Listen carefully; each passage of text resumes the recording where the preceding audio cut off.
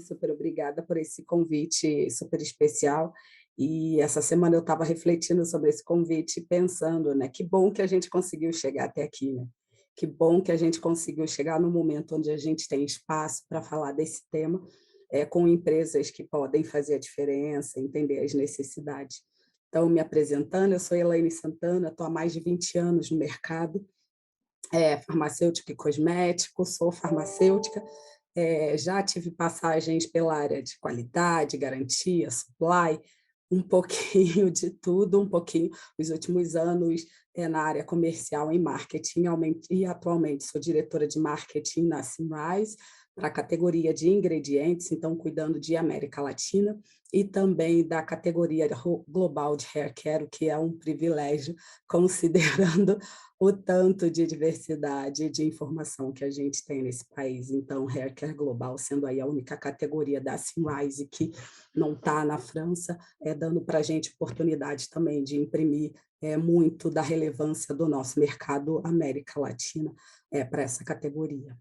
Obrigada pelo convite.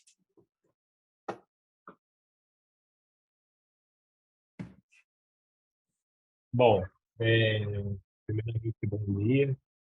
Queria começar essa minha apresentação agradecendo pelo convite, a Mônica, né? Também lembrando todas as pessoas que vieram antes de mim, que possibilitaram eu estar aqui hoje. Então, agradecer aos meus ancestrais que vieram antes de mim, como sempre. Bom, meu nome é Renato Costa, eu sou jornalista, especialista em marketing digital. Eu sou fundador da agência Bamba, né, uma agência que nasce do meu desconforto, eu diria do meu incômodo, de estar aí há 10 anos, mais de 10 anos na minha profissão, né, de jornalismo, já trabalhei em comunicação, já trabalhei em grandes, pequenas, médias empresas, e nunca ter tido um chefe negro é muito estranho para mim, isso até hoje, né? É, então, desse incômodo nasceu a agência Bamba. Então, hoje nós somos um hub de comunicação, marketing digital e narrativas negras, onde as nossas equipes, né, as equipes que eu comando, as equipes que eu estou à frente, as equipes nas quais eu trabalho são 100% negras. Então, a nossa expectativa, nosso objetivo aqui é revolucionar o mercado de marketing e comunicação. Nós queremos mudar esse mercado. Nós queremos que esse mercado tenha narrativas negras, tenha outras visões, tenha visões indígenas também, tenha visões de pessoas LGBTQIA+.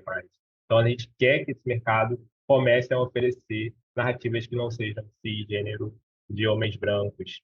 A gente quer que essas narrativas também sejam de pessoas negras, também sejam de pessoas faveladas, sejam de pessoas do subúrbio. Então nasce com essa missão, nasce desse meio incômodo de nunca ter tido chefes negros, de nunca ter trabalhado em equipes majoritariamente negras, mesmo sendo, mesmo nós sendo 56% da população brasileira. Então, eu fundei a agência Bamba em 2017, mas venho trabalhando com que eu vou dizer assim, com mais afinco, com mais dedicação há 2 anos. Então, hoje a gente está aí no mercado com um cliente como, por exemplo, a Ambev já esteve com a gente, o pessoal do SOS Mata Atlântica já esteve com a gente, o pessoal da ONU, Mulheres do Brasil já esteve trabalhando, já teve projeto com a gente. Então, a gente tem essa missão de revolucionar o mercado e estou muito feliz de estar aqui ao lado da Elaine, dessas pessoas, e de ver que tantos puxões de orelhas são necessários dentro desse mercado. Perfeito, meu amigo. E eu te agradeço também porque você me fez lembrar uma pergunta que eu sempre faço no final das entrevistas que eu faço, que, gente, eu tô parecendo criança aqui, tá? Desculpa, eu tô realmente muito feliz e muito orgulhoso porque a gente batalhou tanto para ter um espaço como esse, e por isso que até no início eu falei assim, é uma delícia de fato a gente ter um espaço como esse, mas é muito triste a gente ainda tá falando de que é um primeiro passo, depois de tantos passos que a gente já deu. Falar que isso daqui é enfim, eu não vou parar de falar, deixa eu já começar a nossa conversa aqui. Eu queria pegar um pouquinho da experiência da Elaine, tá? E trazer um pouco também da dinâmica que o Ricardo trouxe, para fazer uma primeira pergunta combo, né? Primeiro, eu queria ver, pedir um pouco para a Elaine falar um pouco pensando viés matéria-prima, tá? Porque, de novo, eu estou esquecendo tudo, eu não falei nem o nome do painel, gente, desculpa. O nome do nosso painel é Estratégia Antirracista como Diferencial Competitivo da Estratégia Gôndola. Por isso, trazer duas cabeças tão incríveis como essas, que pensam matéria-prima e vivem matéria-prima, e o outro que vive comunicação e interação com o público, é extremamente importante. Por isso, dessa primeira pergunta ser, Helene, enquanto pessoa de matéria-prima, o que uma Sunrise ou uma casa de matéria-prima pode contribuir, de fato, para que as marcas de produto final entendam o antirracismo como um vetor de competitividade? Porque é uma coisa que a gente sempre escuta quando a gente vê os briefings, né? Que é quase que, olha, a gente vai ter que fazer com o resto de insumo que tem, porque não tem matéria-prima. E aí fica esse grande jogo de vai, não vai, quem tem, quem não tem, e ninguém, no final das contas, ninguém faz nada.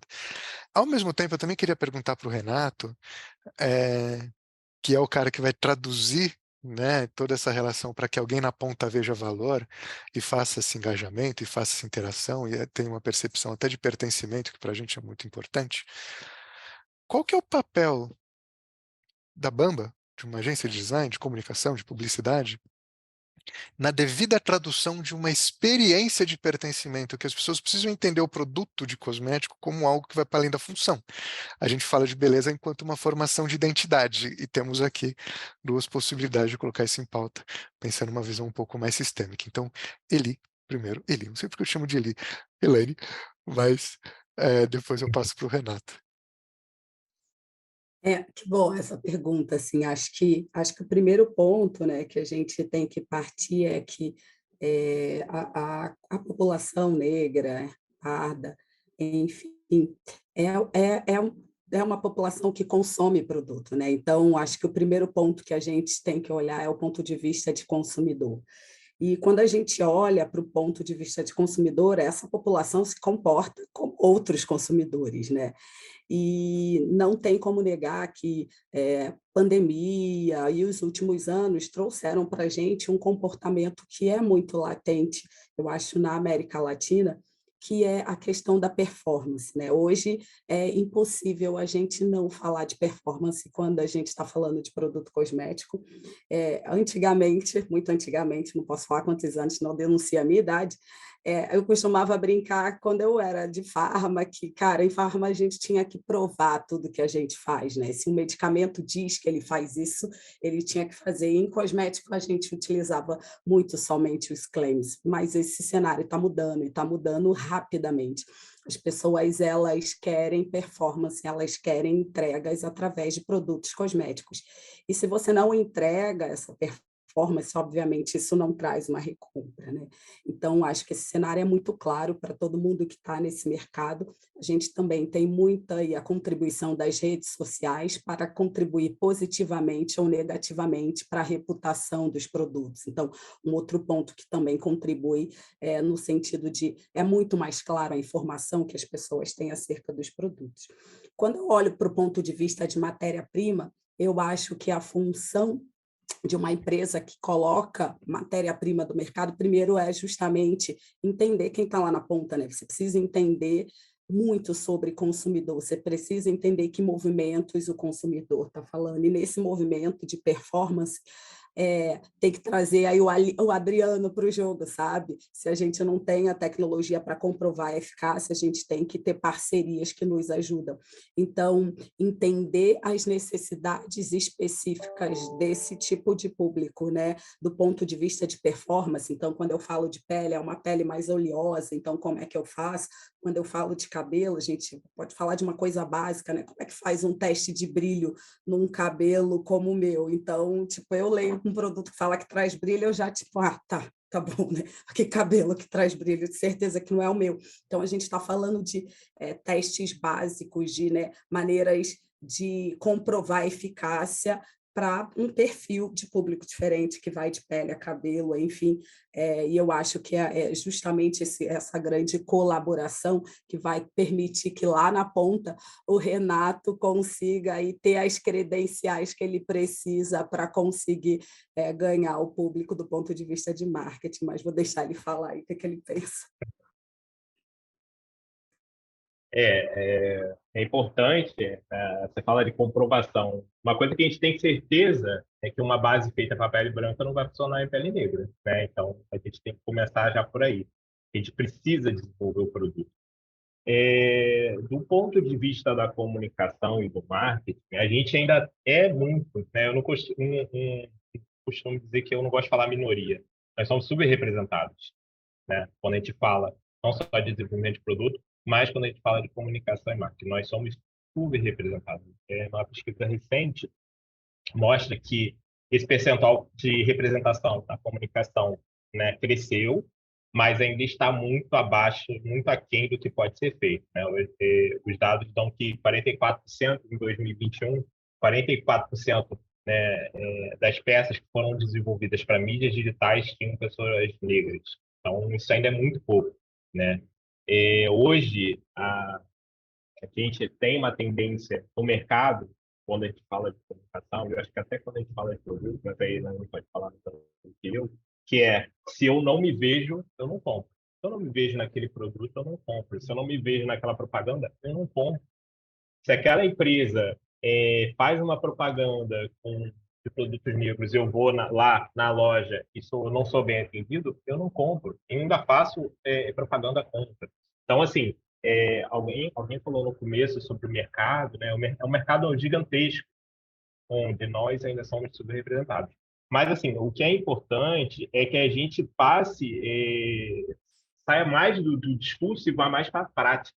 Acho que está faltando muito, tem muito discurso, muita coisa bonita, legal, muita propaganda legal, mas, assim, e a prática? Será que quando você está desenvolvendo seu produto lá para a pele negra, você tem uma Elaine lá participando do movimento? Será que quando você está pensando na campanha do seu produto, será que você tem o Renato? Será que você tem o Raoni? Será que você tem pessoas negras no seu time? Porque não adianta nada você falar que quer fazer uma propaganda, quer fazer uma campanha para pessoas negras, e só tem gente branca, né? Que não entende a diferença entre trança, né? E cabelo crespo, não entende o que está falando. Então, é necessário hoje que a gente tenha, não só dentro das equipes, né, mas também em cargos de diretoria, em cargos de decisão, pessoas negras, pessoas que entendam do que está falando, pessoas que entendam do que, para quem está sendo mostrado, vai ser mostrado esse produto, esse serviço, né, para quem é essa base. Né? Então, assim, a gente tem um mercado muito grande. A gente tem uma pesquisa do pessoal da Feira Preta do Instituto Locomotivo apontou que em 2019 o nosso mercado potencial era de 1,7 trilhão para consumo. Então, assim, o que falta mais? O que falta? A Eliane está falando de provar. O que falta provar mais? Acho que, não sei se falta provar, né? E aí eu deixo a provocação. Será que falta provar? Ou será que falta gente no poder, com poder de decisão dentro das empresas? Eu acho que a minha provocação é essa. Será que falta provar mais alguma coisa? Ou será que a gente precisa de pessoas com poder de decisão nos cargos de diretoria? Acho que é isso. Gente, eu já vou comprar essa provocação e vou colocar na pauta, porque eu acho que é muito importante, eu acho que é uma coisa que a gente vive um pouco no dia a dia, e você já comentou, tanto Renato quanto Helene já colocou algum ponto também, mas eu queria, porque é algo que é tão óbvio que parece que tipo, o que falta é muito bizarro a gente estar falando dentro de uma dinâmica onde existe mercado, existe demanda, a demanda é reprimida e existe estrutura para fazer. Então, eu queria fazer uma pergunta para vocês dois, acho que, e aí pegando um pouco da Helene num viés inovação P&D, né, com toda a potência do universo sensorial, principalmente no campo de performance também, e no Renato também com a dinâmica de comunicação. Qual que é a... Gente, aspas, pergunta óbvia, pausa dramática. Qual é a diferença que cria de competitividade quando a gente coloca gente preta em dinâmicas de estratégia e com autonomia para tomada de decisão frente à fragilidade que a gente cria quando a gente só coloca a gente preta no campo de operação? Fiquem à vontade. Quer começar, Renato, dessa vez?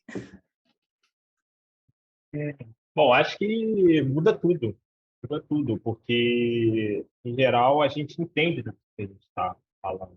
Você sabe quais são as dores daquele. A gente sabe onde aquele projeto de comunicação, onde aquela campanha pode chegar. A gente consegue identificar mais facilmente quais são os pontos de ativação que a gente tem que fazer dentro da campanha, quais são os pontos de ativação que a gente tem que fazer no ponto de venda. Então, a gente consegue pensar de uma forma um pouco mais ampliada, né? A gente tem que acabar com essa, com essa lógica do mercado de que a gente não tem capacidade. Nós temos capacidade não só de falar de comunicação antirracista, que é a temática desse seminário, mas de falar de não só falar de antirracismo, mas, ou de racismo. A gente tem capacidade de falar de beleza, a gente tem capacidade de falar para fazer desenvolvimento de produto. Então, assim, eu acho que quando a gente envolve uma equipe, uma agência e pessoas negras num processo de criação, de formatação e de comunicação de um produto para pessoas negras, acho que muda tudo. Acho que a gente consegue amplificar essa comunicação, a gente consegue aumentar essa visibilidade, a gente consegue chegar no ponto certo, que é quais são as dores daquele público, que é o grande desafio do marketing e da comunicação, é você dizer exatamente o que aquela pessoa quer ouvir. Eu acho que quando você tem pessoas negras fazendo isso, pessoas negras cuidando do processo, isso é muito mais fácil, isso é muito mais simples, né? E muitas vezes, e o que é melhor, é muito menos custoso, porque você está falando de pessoas que entendem o que estão falando. Então, é menos custoso, né? Eu sei que é muito difícil, né? A gente ainda tem no mercado aquela coisa na comunicação, não, porque eu vou fazer com a agência A, porque eu conheço, porque eu já fiz uma campanha lá. Mas será que a agência A, né, ou a agência B, ou a agência C, tem pessoas negras no seu time? Tem pessoas negras desenvolvendo? Né? Tem pessoas negras entendendo que está sendo, que aquele produto, onde aquele produto vai chegar? Então, acho que essa é uma questão, uma questão e eu acho que muda tudo. É isso. Concordo aí em gênero, número e grau com o Renato. Acho que o caminho é muito esse. Eu vi aqui o comentário falando sobre, né, a minha representatividade nesse cenário. Então, acho que primeiro é isso, é esse ponto da gente reconhecer que a gente tem capacidade, e aí quando a gente começa a permear alguns universos, a gente vê como contribui. Eu brinco que toda pauta que eu vou de cabelo texturizado, não tem como, eu sempre causo nas reuniões, porque eu sempre tenho mais acrescentado que está em qualquer apresentação, porque eu tenho a minha credencial, que é o meu lugar de fala, né? Então, é bem isso, a gente experimenta isso, com certeza, Renato, Raoni, vocês também experimentam isso, que a gente tem um lugar de fala, que é a experiência vivida, né? Então, a gente alcança com muito mais facilidade alguns direcionamentos, porque a gente sabe especificamente do que a gente está falando, a gente tem familiares, a gente tem amigos, muitas vezes a gente tem filhos, e aí a gente sabe exatamente aí que dores são essas. E aí, né, eu acho que falando dessas dores e como isso está repercutindo no mercado, a gente, obviamente, tem aqui algumas marcas no Brasil também que nascem, né, dessa dor. Então, alguém que tem uma dor e vai lá e cria um produto é mais interessante, como nos Estados Unidos, e aí falando especificamente de cabelo, isso está super forte. Então, a gente tem a marca, a Pattern, a marca da filha da Diana Ross, que criou lá a linha muito baseada nas dores que ela tinha e foi criando produtos específicos com cuidados que são bem interessantes. E aí, para mim, o auge dessa marca foi quando, além de falar de texturizado, ela falou dos cabelos trançados, enfim, laces, que é uma realidade dessa população, tem produtos específicos para ela. Nessa linha, essa linha nasceu dessa dor, não é só um produto lançado para um nicho específico.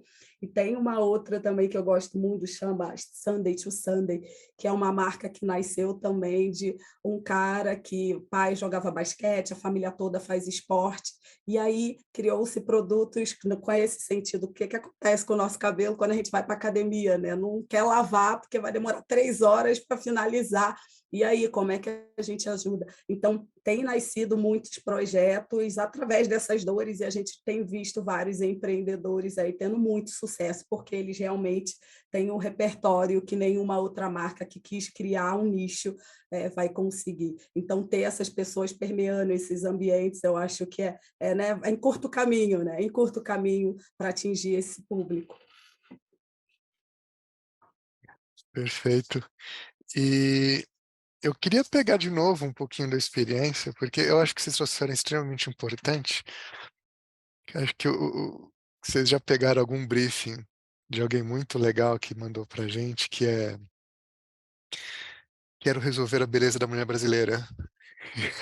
Você fala, filhão, existem mais complexidades do que, né? E isso que vocês trouxeram é muito rico, porque é de fato falar de assertividade, falar de estratégia, falar de especificidades, né? O que a gente precisa parar é achar de dar tom genérico quando entra dinâmicas de beleza de grupos que são minorizados ou subrepresentados, como o Renato muito bem colocou.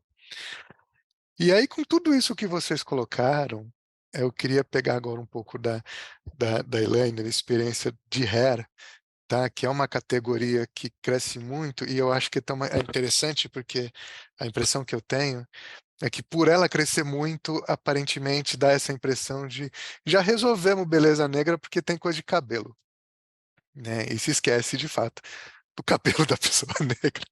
Basicamente é isso. Então eu queria ouvir um pouquinho de você, Elaine, e passar isso também para o Renato, que é, assim, dentro de tudo que foi comentado, o que você enxerga que são os principais desafios para a gente sair da teoria fofa e de colocar cota de comunicação e achar que o mundo vai ser lindo? E para o Renato, eu queria pegar o que a Elaine vai colocar, desses desafios também no universo da comunicação, da interação, da relação de canais. Né? Nem todo mundo ama Instagram, nem todo mundo está na rede social. Existe um universo maravilhoso chamado comunicação offline, existe um universo maravilhoso chamado boca a boca, e que as pessoas esquecem que, de fato, nós somos um país pobre com letramento digital baixíssimo, e isso cabe para todo mundo. Elaine. Acho que, desse ponto de vista, eu acho que falta muito entendimento da diversidade que é esse universo, sabe? Obviamente, a gente tem marcas aí, né, que saíram na frente, né? E se a gente olha para 5, 10 anos atrás, a gente nem tinha a diversidade de produtos que a gente tem hoje. Então, é o que você falou, acho que é uma falsa impressão de que está tudo resolvido, olha quanto produto tem de cabelo. Mas o consumidor, né? E eu, como consumidora negra, vou falar um pouco muito como consumidora, é isso, a gente está cada vez mais exigente, e aí trabalhando num universo onde eu sei que tem tecnologias disponíveis, eu não quero um produto genérico, eu não quero ir lá comprar, eu compro um produto que está escrito produto para todos os tipos de cachos, eu não vou comprar, esse produto não é para mim. Né? O meu cabelo é crespo, ele é um cabelo tipo 4, esse é o produto que eu quero comprar.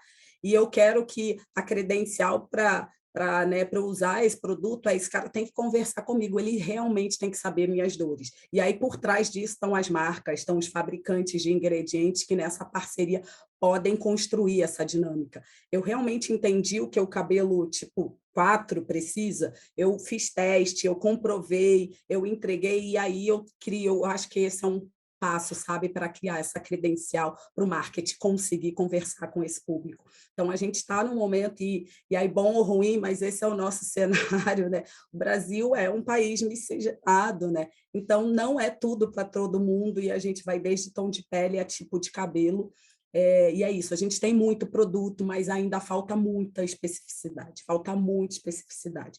E aí é uma disponibilidade, né, das marcas quererem investir nisso e realmente se aprofundarem no tema para se apropriar da informação, e é aquilo que né, o Adriano falou, o Renato falou, acho que precisa ter gente permeando esse universo, mas também não precisa de nenhuma tecnologia da NASA para fazer acontecer, sabe? Precisa de muito mais vontade do que tecnologia propriamente dita, não só, não, até por isso a gente vê aí marcas pequenas ainda, mas que surgiram dessas necessidades e conseguiram fazer entregas que são adequadas. Então, acho que as marcas grandes, elas ainda estão pecando, ainda tentando ir ali muito no genérico, sem trazer, de fato, alguma coisa onde eles se aprofundaram. Mas é muito interessante porque se a gente olha números, por exemplo, de Euromonitor, a gente já começa a ver uma variação, e aí a gente vê muito crescimento, né? A diminuição de share de marcas maiores e o crescimento, obviamente, ainda muito irrelevante, né, para atingir uma marca grande, mas a gente vê crescimento de marcas pequenas, a gente vê marcas pequenas sendo super conhecidas, mas justamente porque entregam performance, porque se aprofundaram no tema e se apropriaram de tecnologia para entregar um produto adequado. Então, eu acho que falta muito, acho que tem muita coisa já disponível, mas eu acho que falta muito aí essa colaboração para esse direcionamento. Quando esses briefings, né, para a mulher brasileira, e aí a gente sempre, pelo menos aqui, a gente sempre volta com a pergunta: que tipo de mulher nós estamos falando? Para qual tipo de mulher nós estamos falando? Para qual tipo de público nós estamos falando? Como a Elaine falou muito bem, esse para todos os cabelos, né, é muito vago, né? É muito difícil, né? Aí você aplica no cabelo de pessoa negra, mulher negra, negro, o negócio destrói o seu cabelo, né? Ou destrói a sua pele, ou traz um resultado muito aquém do esperado. Então, assim, não é para todos os tipos de cabelo. Falando, assim, da vertente de comunicação, a gente realmente tem ainda um acesso ao digital que ainda tem muito a expandir no Brasil, né? Mas a gente também tem muita coisa diferente em relação ao resto do mundo, né? Nós somos as pessoas que mais usam, um dos 3 países que mais usam redes sociais do mundo, né? Se não me engano, a gente fica atrás da Índia e mais um outro país que eu não estou lembrando agora, que é o Brasil. Então, nós passamos muito tempo em rede social. A gente tem muita possibilidade de comunicação para atingir, sobretudo, o público, a classe C, a classe B, através de aplicativos como o WhatsApp, até através de redes como o Kawaii, através de redes como o TikTok, que está aí muito grande no Brasil. Então, o que a gente precisa é trabalhar estrategicamente para desenvolver esses canais.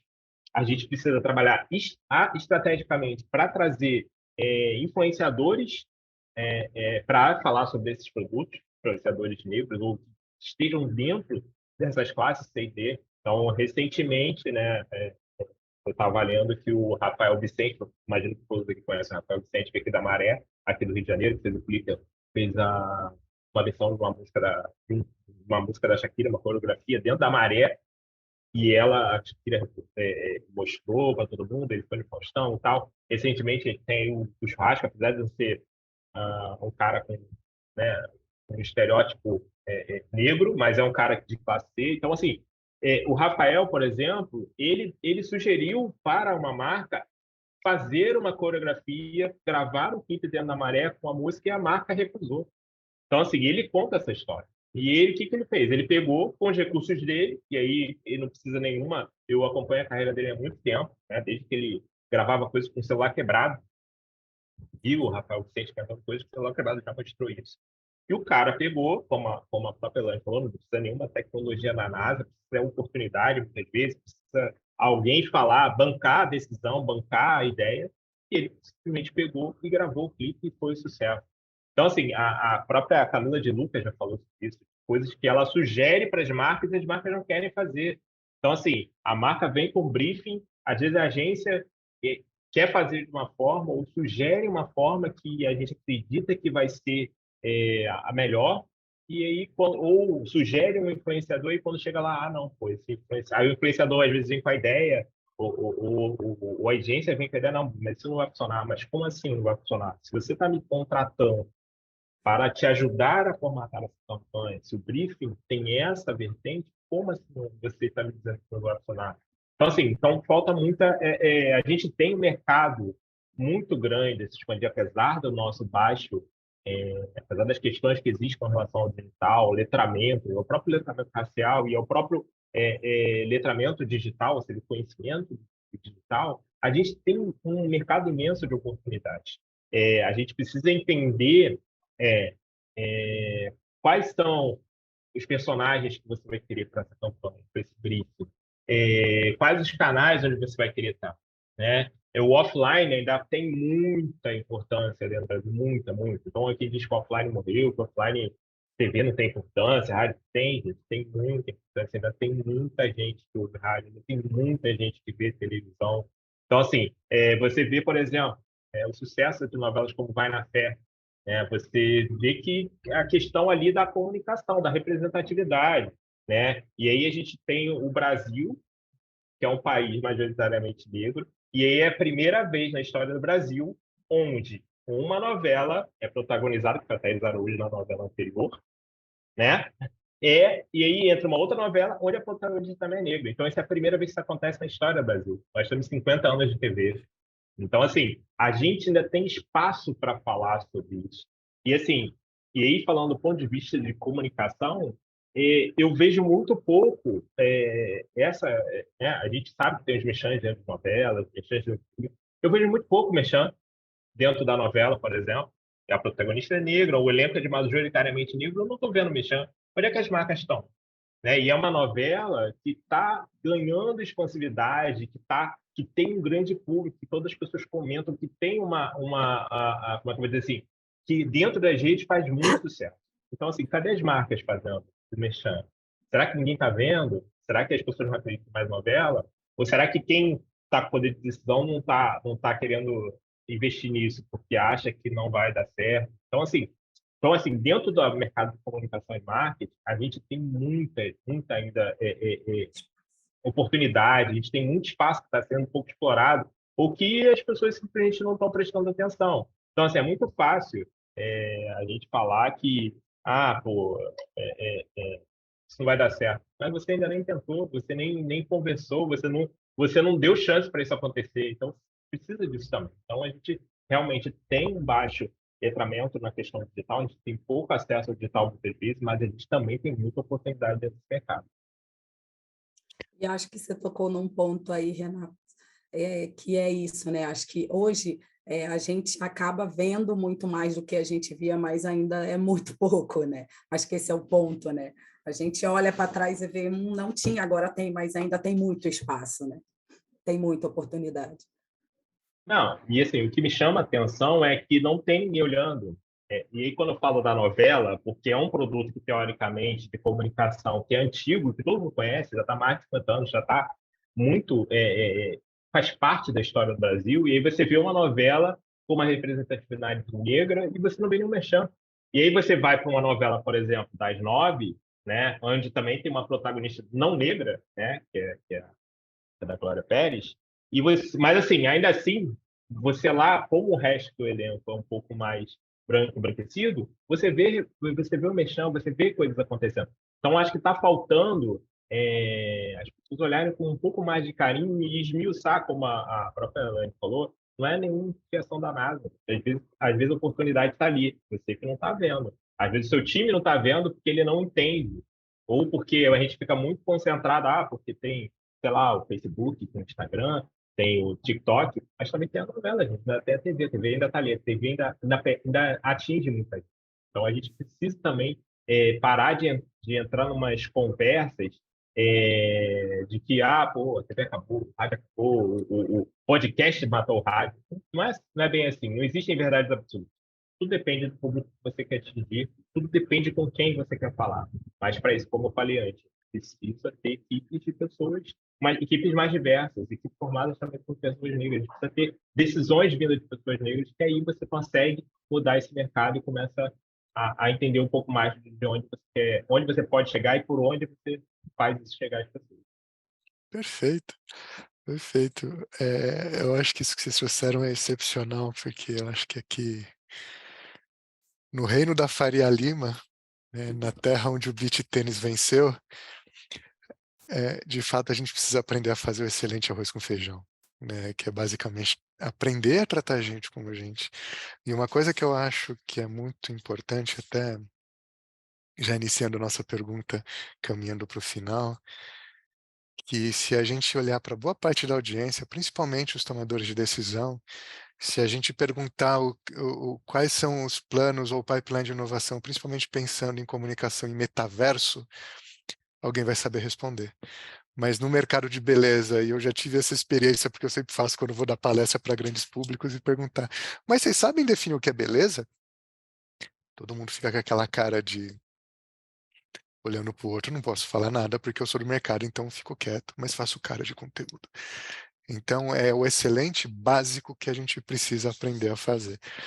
E aí eu já queria arrumar aqui com muito pesar para o final e pedir o nosso clássico, meus amigos, que puxão de orelha vocês dariam e que dica vocês dariam também para a nossa audiência. Acho que, né, juntando um pouco tudo isso que a gente falou, marcas olhem para essas necessidades, quantas oportunidades, e talvez a oportunidade esteja em olhar justamente para quem está fazendo, né, o feijão com arroz, como o exemplo que o Renato trouxe do vídeo, como, sei lá, pequenas marcas que estão lá, que surgem através da dor de uma pessoa. Obviamente, né, sei lá, quase que maioria das vezes as pessoas não têm a potência financeira para trazer uma visibilidade para uma marca ou para um trabalho que elas estão fazendo de tanta relevância. Então, eu acho que é isso, acho que tem um papel importante das marcas, mas em toda a cadeia mesmo, né? Não só a marca que está lá no ponto final, que vai acabar, né, gerando o produto, mas da cadeia como um todo, fabricante de matéria-prima, mas quem está nessa cadeia de beleza, olhem para esse público, entenda onde que estão, né? Onde estão essas informações, onde estão essas necessidades, invistam nisso, porque inclusive isso vai trazer, né, vai trazer retorno financeiro. Acho que esse é um ponto muito importante. Aqui ninguém está falando de caridade, né? A gente está falando de coisas que a gente tem certeza que vão trazer retorno financeiro, porque são consumidores, e consumidores que não têm suas necessidades atendidas, uma coisa que é básica de dinâmica de mercado. Então, tem muito espaço, e a dica é essa. Acho que se as empresas hoje elas não têm grupos com essa diversidade que elas precisam olhar para isso, aumentar isso e colaborar. Eu acho que a colaboração sempre acelera os processos de entrega. Então, é assim que eu penso. É isso.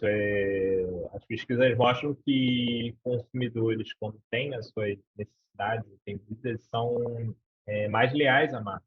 Isso é uma pesquisa que existe nos Estados Unidos, eu posso até deixar o link aqui para vocês. Então, assim, e é uma tendência que existe no Brasil. Então, quando o consumidor tem a sua necessidade atendida, ele está disposto, muitas vezes, a pagar mais, até 2 vezes mais. Isso é uma pesquisa que já existe no Brasil. E ele é mais leal àquela marca. Então, é como a Elaine falou, a gente não está falando de caridade, a gente está falando de oportunidade. A gente está falando de falta de visão, muitas vezes, de negócio. É sobre isso que a gente está falando. Né? E aí, não só a parte do produto, mas também de comunicação. Né? A gente não precisa... Eu sei que a gente tem as pequenas marcas e espero que no Brasil essas pequenas marcas continuem crescendo, continuem desenvolvendo produtos. Eu conheço algumas, né, no Brasil que estão começando com essa, estão começando a entrar no mercado, né? Estão começando a se desenvolver, mas assim, as grandes marcas elas têm um mar de oportunidade, né? E assim a gente precisa começar a entender isso como um mercado mesmo, como pessoas que estão ali esperando ou que só estão que estão abertas a esses produtos. Elas estão abertas, elas necessitam. Falando de comunicação, e aí, do meu ponto de vista, tá, a gente está falando, a gente precisa que o mercado comece a dar oportunidade não só a agência Bamba, a gente tem a Gana aí no mercado, a gente tem a Monteiro Assessoria, eu conheço inúmeras agências que estão aí no mercado fazendo diferença, igual a gente quer fazer também. Então, assim, o mercado precisa começar a entender que é necessário diversificar, que é necessário deixar que outras pessoas entrem, porque assim a gente tem uma mudança, assim a gente não tem as mesmas coisas, assim a gente não tem as mesmas campanhas, né? A gente está chegando aí na campanha, na parte de Páscoa, né? Espero não ver as mesmas campanhas que eu vejo sempre, né? Eu não quero que as ações de shopping, Papai Noel Negro de shopping, seja uma coisa absurda. Não é absurdo. Eu não quero que a campanha lá de final de ano do Boticário com a família negra seja atacada, porque uma família negra, isso aqui, né? A gente, Dia dos Namorados e por aí vai. A gente tem várias datas onde a gente ainda vê a comunicação, onde a gente vê o marketing ainda como exceção. Uma pessoa negra. Nossa, que absurdo. Nossa, é uma pessoa negra. Gente, 56% da população negra. Isso não deveria ser um absurdo. Isso não deveria ser exceção. Isso deveria ser regra. Pelo menos a diversidade de pessoas ali dentro do catálogo de fotos, dentro da apresentação de produtos, deveria ser regra, né? Outro dia a gente estava discutindo aqui em casa sobre essa questão, né, por exemplo, quando você olha para uma coloração, né, a caixa de uma coloração, você repara que nunca é uma pessoa negra. Nunca é. E aí a gente estava conversando e aí a pessoa falou assim, não, que não é, porque se botar uma pessoa negra com cabelo, sei lá, cacheado, as pessoas vão achar, quando comprar, que o cabelo vai ficar daquele jeito, cacheado. Olha onde a gente está em 2023, as pessoas ainda acham que se botar uma pessoa negra ou uma pessoa com cabelo diferente, né? Um cabelo diferente não, né? Um cabelo típico brasileiro, a pessoa vai ficar daquele jeito. Então, assim, a gente ainda tem questões, ainda tem barreiras a serem quebradas. A gente precisa, mas é isso. O caminho é não só as demais agências com diversidade, mas agências com pessoas negras, mas também dentro do poder decisório, dentro da estrutura decisória das empresas, a gente precisa ter pessoas negras. E a gente precisa. E aí, quando eu comecei, eu falei, cara, se a gente não se vê, a gente não compra, entendeu? E se a gente não se vê dentro da empresa, né, a gente começa a ver que se não tem aquela diversidade, você começa a ver que as coisas são falsas, né, que as propagandas são falsas. Porque hoje em dia, gente, as pessoas entram nos LinkedIn das empresas, nos Instagram das empresas. Hoje em dia é fácil você saber se aquela estrutura daquela empresa tem pessoas negras ou não, se tem pessoas indígenas ou não, se tem pessoas LGBTQIA+, ou não. As pessoas conseguem hoje saber quem é o comitê de diversidade daquela empresa, o nome das pessoas. Então, eu consigo entrar no LinkedIn e saber, o Facebook das pessoas saber. Então, assim, a gente precisa começar, como eu falei no começo, sair do discurso e para a prática, mudar as estruturas organizacionais, transformar essas estruturas organizacionais, não só de comunicação, mas de decisão, para que a gente possa, e aí também lá na ponta, ter no operacional, no atendimento, pessoas, diversidade de cores, de cabelos, de saberes, porque as pessoas se sentem mais incluídas, as pessoas estão dispostas a pagar mais por isso, as pessoas estão dispostas a se envolverem ainda mais quando isso acontece. Então, a gente precisa começar a discutir e transformar as empresas, não só fora, né, mas dentro também. Perfeito. E, gente, eu queria aproveitar e pedir que o Renato me lembrou de uma pergunta que eu gosto muito de fazer, e realmente esqueci pelo nível de felicidade que eu estou aqui. Queria pedir uma gentileza e bastante breve, que a gente já passou um pouco do nosso tempo, mas eu não queria fechar o nosso painel sem fazer essa pergunta. Renata e Elaine, por que os seus ancestrais se orgulham de vocês? Olha, essa é boa, hein? Eu acho que esse orgulho vem da gente conseguir chegar até onde a gente chegou, né? Acho que olhar para trás e aí falando de mim, saber que eu sou, sei lá, a primeira pessoa da minha família a concluir uma universidade sem nunca ter tido um tio, um pai, um amigo executivo, né? E chegar onde eu cheguei, acho que é um orgulho ter trabalhado muito duro, ter estudado muito, obviamente também ter encontrado muitas pessoas maravilhosas no meu caminho para me ajudar a estar até aqui. E hoje, além do meu trabalho, eu faço questão de carregar isso comigo. Assim, o meu trabalho vai muito além de fazer marketing para qualquer companhia que eu esteja, sabe? Ele vai no lugar que traz referência para outras pessoas saberem que elas podem chegar onde elas quiserem. Seja qual for esse lugar, acho que todo mundo pode chegar e a gente sabe das dificuldades que a gente tem no meio desse caminho, mas que bom que hoje a gente tem referências, a gente pode buscar informação, a gente pode divulgar o que não está sendo feito de maneira correta. Então, aí eu me orgulho muito disso e me aproprio desse lugar no sentido de trazer referência para que mais pessoas permeiem os meios executivos e possam mudar as dinâmicas das empresas. Nossa, que pergunta difícil. Eu fiquei aqui, com a Tailândia falava, fiquei pensando aqui. Difícil, né? Essa é difícil. Mas assim, eu sou filho de política pública, né? Eu sou filho de políticas públicas, da escola pública, então hoje poder dizer que a gente consegue entender, que a gente hoje consegue criar uma empresa onde uma equipe 100% negra está ali junto, eu acho que isso é um motivo de orgulho, né? Eu acho que hoje poder olhar para trás e ver quanta coisa eu fiz, né? Sabe? Que acordar 5 horas da manhã para estudar não foi em vão. É, e minha mãe dormir na fila da escola não foi em vão. Né?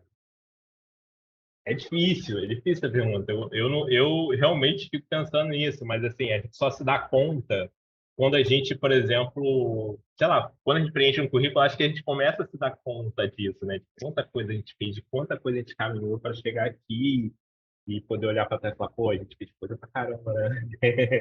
Poxa, a minha filha vai poder, né, minhas duas filhas vão poder, sei lá, talvez se ela amanhã escolherem fazer artes, eu não vou precisar falar para ela assim, pô, mais arte, pô, vai ser advogada, vai ser médica, que isso que dá dinheiro, né?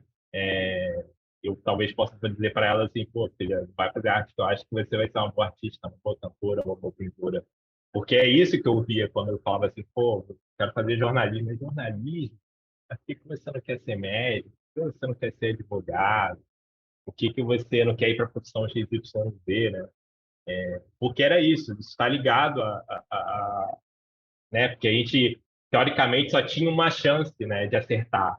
Então, eu acho que poder deixar isso não só para os meus filhos, mas para as pessoas que vão vir depois de mim e falar, pô, cara, ó, não vai precisar se preocupar em errar.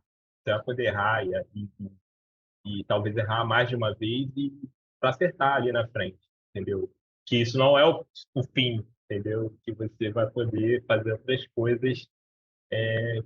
Talvez não seja jornalismo e comunicação, né? Talvez possa ser um artista, talvez possa ser, sei lá, o que você quiser. Então, acho que as pessoas se orgulham disso, né? De eu poder estar desenvolvendo esse trabalho, mas eu acho que eu tenho muito orgulho de poder deixar isso de legado para as pessoas, para minhas filhas e para as pessoas que vão vir depois de mim. Perfeito. Gente, eu queria agradecer vocês imensamente. Foi uma honra ter vocês aqui.